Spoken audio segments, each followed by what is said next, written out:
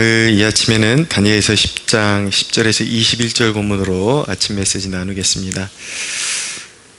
오늘 본문은 우리의 기도 생활에 잇따르는 영적인 싸움에 대해서 너무나도 중요한 교훈을 우리에게 베풀어주는 말씀이라고 이야기할 수 있습니다. 너무나도 중요한 정보가 담겨있기 때문에 이것을 잘 우리가 숙지해 두고 우리의 일상의 기도 생활과 영적인 싸움에 참고하는 것이 굉장히 유익할 뿐만 아니라 성패를 가르는 그러한 요소가 될 수 있다는 것을 꼭 기억하시기를 바랍니다. 자, 오늘 본문을 통해서 먼저 영적 싸움에 어떤 존재들이 활동하는가, 그것을 이렇게 인식할 수 있도록 우리에게 말씀하고 있습니다. 자, 우리가 어떤 기도 생활을 통해서 영적 싸움을 싸웁니다. 근데 눈에 보이지 않는 그 영적인 세계에서 어떤 존재들이 활동하고 있고 우리에게 깊은 영향을 미치고 있는가를 우리가 알게 되는 것이죠. 자, 첫 번째 존재는 천사입니다. 자, 천사 가브리엘은 다니엘이 기도할 때마다 응답되어질 때에 그런 어떤 다니엘이 보았던 꿈이나 환상의 해석을 알게 해주는 존재로 나타납니다. 그래서 하나님께서 다니엘에게 알게 해주고자 하시는 그러한 정보들, 그러한 어떤 계획들을 가브리엘이 이제 가지고 와서 다니엘에게 풀어주죠. 그리고 다니엘이 이제 어떤 하나님의 위엄에 압도되어서 쓰러지고 이제 기진할 때에 그를 어루만지고 그에게 새 힘을 불어넣어주는 그러한 역할을 감당하는 것을 볼 수가 있습니다. 어떤 응답의 메신저 역할을 하는 존재가 바로 천사 가브리엘인 것이죠. 그리고 오늘 말씀에 보면은 또 미가엘이 등장하는데 이 미가엘의 존재는 가장 높은 군주 중에 하나라고 말씀하고 있는데 이제 초대교회 시절에는 이렇게 천사 숭배 사상이라는 것이 있는데 우리가 조심해야 되는 것이 가장 높은 군주라는 것은 그가 그리스도에 방불할 만한 그런 권세가 있다라는 것이 아니라 하나님과 그리스도의 피조물로서 천군 가운데 가장 그 어떤 가장 높은 서열 가운데 있는 존재가 바로 미가엘이다라는 것을 보여주고 있는 것입니다. 미가엘은 이제 그 영적 싸움에 악한 영에 대항해서 이렇게 그 영적 전쟁을 수행하는 그런 존재로 나타나게 되죠. 자, 그렇게 천사들이 우리의 기도 생활 가운데, 그 기도 생활 가운데 벌어지는 영적 싸움 가운데 천사들이 그렇게 깊게 개입하고 있다라는 것, 천사들은 우리를 돕는 영이라고 그렇게 말씀하고 있죠. 우리를 섬기는 영이요 돕는 영이라고 그러지만 그 권세는 무시 못할 권세라는 것을 알게 됩니다. 요한계시록에 보면 하나님께서 세상 만물을 심판하시고 갈아엎으실 때 그 천사들을 통해서 하나님께서 그런 일들을 이루시는 것을 보게 되죠. 한 제국을 어떤 흥망성쇠를 이루실 때 하나님께서 천사들을 통해서 이루신다라는 것도 보게 되는 것입니다. 두 번째, 악한 세력들이 등장을 합니다. 악한 영의 세력들. 자, 다니엘이 하나님 앞에 어떤 하나님의 뜻을 알고자 해서 기도를 시작했을 때 기도가 응답됐는데 이제 가브리엘이 다니엘에게 그 응답을 가지고 내려오는 도중에 바사 왕국의 군주가 막았다. 21일 동안이나 지체되었다라는 것을 오늘 13절 이하가 말씀하고 있습니다. 자, 여기서 이제 바사 왕국의 군주, 어떤 그 제국의 한 제국을 이렇게 통치하는 그런 어둠의 세력들이 있다라는 것을 보여주고 있는 것입니다. 에베소 6장 12절에 보면 우리의 씨름은 혈과 육을 상대하는 것이 아니요 통치자들과 권세들과 이 어둠의 세상 주관자들과 하늘에 있는 악한 영들을 상대함이라 라고 말씀하고 있습니다. 이 에베소에 등장하는 모든 그런 통치자, 권세, 어둠의 세상 주관자, 이게 언어가 바뀌고 있지만 그 역할에 있어서 조금씩 차이가 나지만 모두가 공통되게 그 마귀의 세력들, 세상 사람들 위에 군림하면서 어떤 자신이 어떤 통치자 역할을 하려고 그러는 그러한 사람들을 미혹시키고, 그리고 세상 사람들을 죄의 종노릇하게 만들어서 끝내 멸망하게 만들고 심판받게 만드는 그런 존재가 바로 이 어둠의 세력들, 마귀의 세력들이다. 그런 세력들이 우리 기도 생활 가운데 실제적으로 역사하고, 그런 어떤 방해를 놓고 낙담하게 하고, 그런 어떤 불의의 사고를 유발시키고, 이런 일들을 감당한다라는 것을 알게 되는 거죠. 특별히 이 마귀의 세력들, 어둠의 이 주관자들은 우리가 복음을 전하는 것을 방해하고, 또 복음을 듣고 이해하는 것까지 방해한다라는 것을 알게 되는 것입니다. 그래서 우리가 이 복음을 전하는 것은 험난한 영적인 싸움 가운데 놓여 있는 상황이라는 것을 우리가 인지하는 것이 굉장히 중요합니다. 그리고 우리가 기도했을 때에 이런 험난한 영적인 싸움이 있기 때문에 그런 어떤 응답이 지체되기도 한다라는 것을 알게 되는 것이죠. 그러나 응답이 지체된다 그래서 마귀의 존재가 전능한 것이냐? 결코 그렇지 않습니다. 그것도 하나님의 통솔하에 있고 통치하에 있고, 비록 험난한 그런 천사들과 마귀의 영적인 싸움이 있지만 결국은 마귀들은 패배할 수밖에 없다. 반드시 하나님께서 우리의 기도를 통해서 하나님은 우리의 모든 영적 싸움을 승리로 이끌어 가신다라는 것을 결론적으로 보여주고 있는 것이죠. 특별히 오늘 말씀드렸던 가장 높은 군주 중에 하나인 천사장 미가엘이 그가 이끄는 그 천군과 그의 존재가 그 험난한 영적 전쟁 가운데서 그가 나설 때에 패배란 없다. 결국은 승리하게 된다라는 것을 알게 되는 것입니다. 하나님의 피조물인 천사가 그 정도로 위력이 있을 정도인데, 우리 하나님의 전지하심과 전능하심은 말해서 무엇을 하겠습니까? 그의 섬기는 영들이 그렇게 탁월하고 그런 어떤 악한 세력들 위에 그렇게 힘과 능력을 발휘할 수 있다면, 우리 하나님의 권세는 영원한 것이고 가장 높으신 권세임이 분명한 것이죠. 자, 세 번째 존재가 등장하는데, 우리의 영적인 싸움 가운데 주님의 그런 임재가 있습니다. 오늘 다니엘이 16절 이하에 보면 인자 같은 이가 자기를 이렇게 어루만지는 것을 경험하게 됩니다. 바로 예수 그리스도의, 구약에 나타나는 예수 그리스도의 모습을 우리가 여기서 발견하게 되는 것이죠. 그러나 우리의 실제적인 기도 생활, 그런 영성 생활에 있어서 실제적으로 나타나는 그런 그리스도의 임재는 성령의 임재와 맞물려 있다라고 그렇게 말씀드릴 수가 있겠습니다. 그러니까 성령의 임재가 있는 곳에 바로 그리스도의 임재가 있는 것이죠. 하나님 아버지의 그런 임재가 있는 것입니다. 그러니까 삼위일체적으로 하나님께서 역사하시죠. 그러나 성령님께서는 우리의 보혜사이시고 그리스도께서 우리와 함께 하시도록 그렇게 파송하신 그런 제3위의 위격을 가지고 계신 하나님이시기 때문에, 성령께서 실제적으로 교회 중에, 그리고 성도들의 그런 삶 가운데 임재하실 때 그것을 통해서 우리를 위해서 십자가에 못 박히시고 부활하신, 그리고 승천하신 예수 그리스도가, 하늘 보좌에 계신 주님이 어떻게 우리와 동행하시는가? 바로 성령의 임재를 통해서 우리와 동행하시고 우리 곁에 계시고 위로하신다라는 것을 알게 되는 것입니다.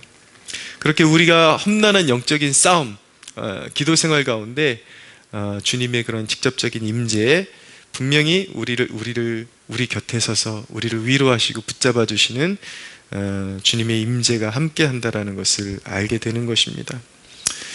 그러면 이 대목을 통해서 또한 영적 싸움의 중요한 교훈 몇 가지를 우리가 마음에 새길 수 있게 되는데, 첫째는 무엇이냐면 말 그대로 영적 싸움이 존재한다라는 것을 우리가 인식해야 한다라는 것입니다. 영적인 싸움이 존재합니다. 우리 기도 생활 가운데, 우리의 영적인 생활 가운데 험난한 영적인 싸움이 존재한다라는 것을 반드시 기억해야 하는 것입니다. 자, 어, 한국교회 역사 가운데 모든 그러니까 성도들이 당면하고 있는 문제인데 이분들의 간증을 통해서 우리가 대표적인 사례들을 점검하고 가는 것이라는 것 정도로 그렇게 이해하시면 됩니다. 이 교회 역사 가운데 부흥을 경험한 그런 목회자들의 한결같은 증언이 무엇이냐면 부흥 전에 험난한 영적인 싸움이 있고 마귀들과의 싸움이 있다라는 것, 그들이 그것을 경험하고 나서 그 영적 싸움을 승리했을 때에 그런 어떤 사역의 어떤 풍성한 열매들, 또 부흥의 역사들을 경험했다라는 것을 우리에게 증언해주고 있습니다. 이제 돌아가신 그 하용조 목사님의 그 증언에 의하면 어떤 그런 굉장히 분란이 많은 교회를 위해서 중보할 때에 그가 경험했던 것이 무엇이냐면 그렇게 싸움이 끊이지 않는 교회 그 천장에 그렇게 마귀 새끼들이 새카맣게 달라붙어 갖고 성도들이 은혜 받는 것을 방해하고 있는 것을 그가 어떤 환상으로 그가 접하게 되면서 이 교회가 어떤 교회가 죽어 있고 싸움과 분란이 끊이지 않고 그런 어떤 위기가 있을 때에 실제적으로 역사하는 그런 마귀의 세력들이 있다라는 것을 그가 경험하게 된 것입니다. 한국교회 역사 가운데 한 획을 그은 목사님 중에 한 분이 누구냐면 바로 이용도 목사님입니다. 이분은 목회에 있어서 아주 중차대한 실수를 범했기 때문에 한때 이단으로까지 이제 정죄되기도 했던 될 뻔했던 그런 분이십니다. 그런데 이제 이용도 목사님의 사역이 재조명되고 있는 것은 사실이거든요. 그러니까 우리가 이런 대목을 논할 때에 그의 어떤 사역에 치부가 있었다 할지라도 그의 사역 전반적인 그런 영역에 있어서 어떤 열매가 주를 이루었는지를 살펴보는 것도 참 중요합니다. 인간이라는 것은 본디 실수할 수 있기 때문에 그 실수는 실수대로 평가하면서 그의 사역의 열매들이 다 거짓된 것은 아니라는 것, 그런 관점에서 보고 그의 사역의 어떤 사역의 평가를 할 필요가 있다라는 것을 염두에 두면서 이 말씀을 들으셨으면 좋겠습니다. 사역의 초기에 이제 이용도 목사님이 어느 교회에 이제 부임하게 되었는데 사역의 열매가 그렇게 좋지를 않은 거예요. 그래서 이분이 이제 밤새도록 그렇게 철야하는 그런 습관을 들이면서 험난한 그런 영적인 싸움을 이어가는데 어느 날 이제 새벽에 기도를 하는 중에 이 마귀의 세력이 실체적으로 나타나서 이용도 목사님을 이렇게 실제적으로 물리적으로도 공격을 하고 그렇게 이제 대적하는 그런 사건을 경험하게 됩니다. 그때 영으로 몸으로 정말 이렇게 험난한 영적인 싸움을 싸우면서 이제 마귀의 세력들을 물리친 경험을 하게 되죠. 그 경험 이후로 사람들이 이용도 목사님이 강단에 서면은 그렇게 사람들이 회개하고 주께로 돌아오는 역사들이 이제 이어지게 되었다라는 그러한 이제 간증이 있습니다. 우리가 잘 알고 있는 이 시대의 사람들에게 어떤 영적인 그런 유익을 끼치고 있는 목사님 가운데 유기성 목사님 간증에도 이런 대목이 나타나는데 어떤 목회지에 그가 부임했을 때에 끊임없는 교회의 분란이 일어나고 아무리 기도해도 응답되지 않는 그런 낙심이 되는 그런 상황이 쭉 몇 년을 이어지면서 정말 목회의 소망이 보이지 않는 그런 상황 가운데 이제 버텨야만 하는 그런 상황 가운데 있었다고 합니다. 근데 수년 끝까지 이제 이 목사님이 이것이 험난한 영적인 싸움이며 마귀가 자신을 쫓아내려고 하는 계략이라는 것을 깨닫고 끝내 강단에 엎드려서 철야하고 기도하고 그렇게 수년을 버티는 중에 어느 날 마귀가 쫓김을 받는 그런 사건을 경험하게 되고 그 이후로 교회의 분란이 치유되고 또 교회가 완전히 죽었는 줄 알았던 교회가 회복되어지고 다시 부흥케 되는 역사를 경험했다는 간증을 듣게 됩니다. 자, 제가 미리 말씀드린 것처럼 이런 싸움이 특별한 목사들만 경험하는 것이 아니라 우리가 인식하든지 인식하지 않든지 모든 성도에게 이런 싸움이 있다는 것을 우리가 인식해야 상황을 올바로 판단하고 이제 헤쳐나갈 수 있게 되는 것입니다. 어쩌면 여러분은 지금 포기해야 되는가 굉장히 낭망케 되는 그런 상황 가운데 접해 있을 수도 있겠습니다. 그러나 그 낭만케 하는 시험을 잘 통과하십시오. 영적인 싸움을 잘 수행하고 잘 인내하고 하나님이 됐다고 하실 때까지 그 기도의 제단을 놓지 말아야 하는 것입니다. 그래서 그 기도의 험한 싸움을 끝까지 싸워 이겨낼 때 마귀의 세력이 소멸되어지고 쫓김을 받고 그때 여러분들의 삶 가운데 부흥이 임한다라는 것을 꼭 기억하시기를 바랍니다. 자, 영적 싸움에 대한 교훈 두 번째는 무엇이냐면 기도하지 않는 교회는 영의 싸움을 포기한 교회라는 것입니다. 당연한 것 아니겠습니까? 이런 마귀의 세력이 실제하고 험난한 영적인 싸움이 벌어지고 있는데 기도한다. 기도할 때 그런 마귀가 그렇게 발악을 하고 싸움을 걸어온다면 여러분 기도하지 않는 교회는 거의 완전히 생명을 포기한 교회라고 말씀드릴 수가 있겠습니다. 굳이 말하자면 완전히 막 뿜어져 나오는 그런 화산이 되어야 되는데 영적으로 완전히 활동이 멈춰버린 그리고 죽은 분화구와 같은 교회다라는 것을 알게 되는 것입니다. 그러니까 영적인 싸움이 없다라는 것이 그것이 평안한 것이 아니라는 것을 우리가 알아둘 필요가 있는 것입니다. 교회는 끊임없이 영적인 싸움을 수행해야 되는 것이고 그것이 살아있는 것이다라는 것을 이해해야 되는 것이죠. 이미 육신의 그런 어떤 안락함에 안주한 교회, 성도의 삶에는 마귀에게 있어서는 전략도 필요 없고 노력도 필요 없이 그냥 주워먹는 존재라는 것 우리가 꼭 기억해야 하는 것입니다. 세상의 안락함, 세상의 것들을 그냥 먹고 마시는 그 탐닉에 휩싸여 있고 기도 생활도 하지 않는데 경건 생활이 없는데도 불구하고 평안해요. 그냥 살만해요. 이것은 죽은 분하고예요. 마귀가 건들 필요가 없는 것이죠. 이미 죽었기 때문에 그의 생명을 통해서는 그의 삶을 통해서는 어떤 역사도 기대할 만한 건덕지가 없기 때문에 더 이상 괴롭힐 필요가 없는 것입니다. 안타까운 것이죠. 자, 세 번째, 혹여나 여러분들이 신앙생활을 열심히 하는 가운데 시험을 만나거든 오히려 기쁘게 여기십시오. 그것이 살아있다라는 증거가 되기도 하기 때문인 것입니다. 오히려 하나님의 그런 어떤 창대한 하나님의 계획이 클수록 방해도 심한 법이라는 것을 꼭 기억하시기를 바랍니다. 우리가 영적인 싸움에 있어서 기억해야 되는 것은 무엇이냐면 우리가 혼자가 아니다. 대책 없이 싸우는 것이 아니다. 분명한 것은 삼위일체 하나님이 함께 하시고 천사장들과 천군이 그 가운데 함께 한다는 것을 꼭 기억하시기를 바랍니다. 그리스도께서 세상을 이미 이기셨습니다. 우리가 믿음 가지고 기도하기를 멈추지 않으면 우리는 반드시 이기게 되어 있습니다. 사랑하는 여러분, 여러분들은 영적인 싸움을 잘 수행하고 있습니까? 아니면 여러분들의 인생 가운데 싸움이 멈춰 있습니까? 여러분들의 영적인 싸움이 멈춰 있다면 여러분들은 거둘 열매가 없는 것입니다. 그러나 험난한 영적인 싸움을 싸우고 있다면 그 싸움을 마침내 승리하는 그때에 여러분 전쟁은 이기고 나면 반드시 전리품이 오게 되어 있습니다. 이것이 영적인 원리인 것입니다. 사랑하는 성도 여러분, 멈춰있는 영적인 싸움을 다시 싸우기 시작하십시오. 영적인 눈을 뜰 수 있게 되기를 바랍니다. 여러분들이 안주하고 있음에도 불구하고 평안한 것은 평안한 것이 아니라 결박된 것입니다.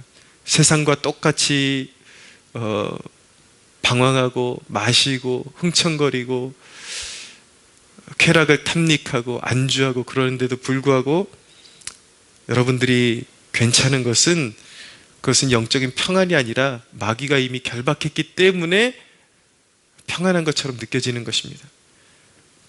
다시 칼을 집어들고 다시 말씀의 검을 집어들고 기도의 방패를 집어들고 기도의 영적 싸움을 수행하십시오. 사랑하는 여러분, 이 시간 여러분들에게 선포합니다. 지금 당장 나사렛 예수 그리스도의 이름으로 일어나십시오. 모든 결박을 풀어버리십시오. 여러분들의 묶여있는 영혼이 자유함을 얻게 되고 다시 성공적인 영적 싸움을 수행할 수 있는 그런 십자가의 군병으로 일어서기를 예수님의 이름으로 축복합니다.